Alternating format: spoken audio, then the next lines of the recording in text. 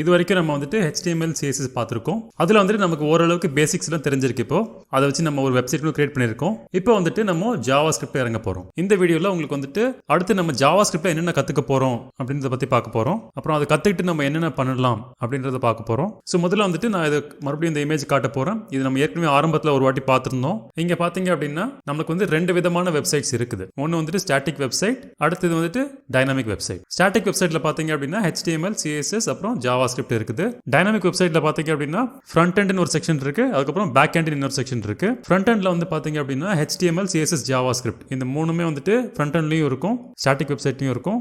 Back எண்ட்ல வந்துட்டு நமக்கு டேட்டாபேஸ், சர்வர், அப்ளிகேஷன் அப்படின்ற சில பார்ட்ஸ் இருக்குது. இது வந்து நீங்க ரொம்ப டீடைல்டா புத்து பார்க்க தேவையில்லை. அப்புறம் நம்ம ஏற்கனவே பார்த்த மாதிரி HTML, CSS அப்புறம் ஜாவா ஸ்கிரிப்ட் வந்துட்டு 3 காம்பனன்ட்ஸ் ஒரு வெப் பேஜுக்கு. HTML வச்சு நம்ம ஒரு பேஜ்ல இருக்கிற கண்டென்ட்டை டிஃபைன் பண்றோம். CSS வந்துட்டு அந்த கண்டென்ட் வந்து பார்க்கறதுக்கு எப்படி இருக்கு அப்படின்றத பிரசென்ட் பண்றோம்.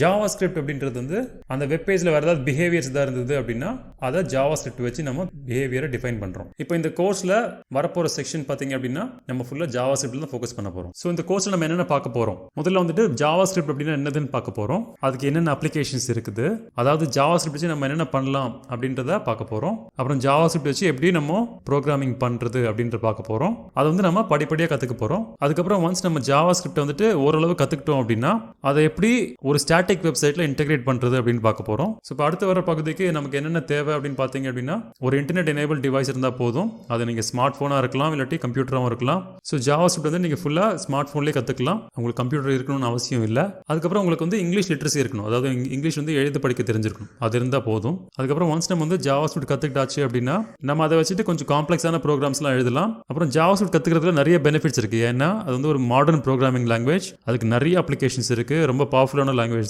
அது வந்து ஒரு பவர்ஃபுல்லான லாங்குவேஜ், அதே சமயம் ஒரு சிம்பிளான லாங்குவேஜ் அப்படின்னு சொல்லலாம். ஸோ அதுக்கு நிறைய பெனிஃபிட்ஸ் இருக்கு.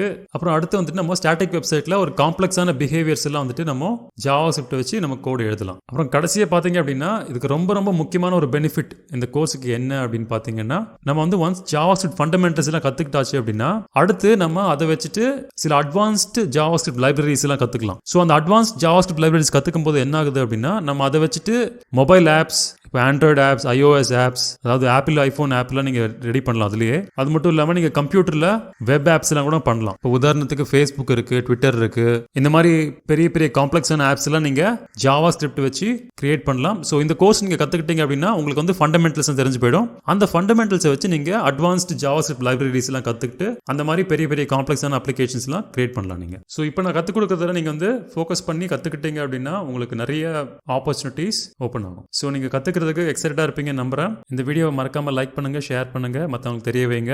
அதே மாதிரி சேனலுக்கு சப்ஸ்கிரைப் பண்ணுங்க, அப்புறம் பெல் ஐக்கானும் பிரஸ் பண்ணீங்க அப்படின்னா நோட்டிஃபிகேஷன் வந்துட்டு இருக்கும். நம்ம அடுத்த வீடியோவில் பார்க்கலாம்.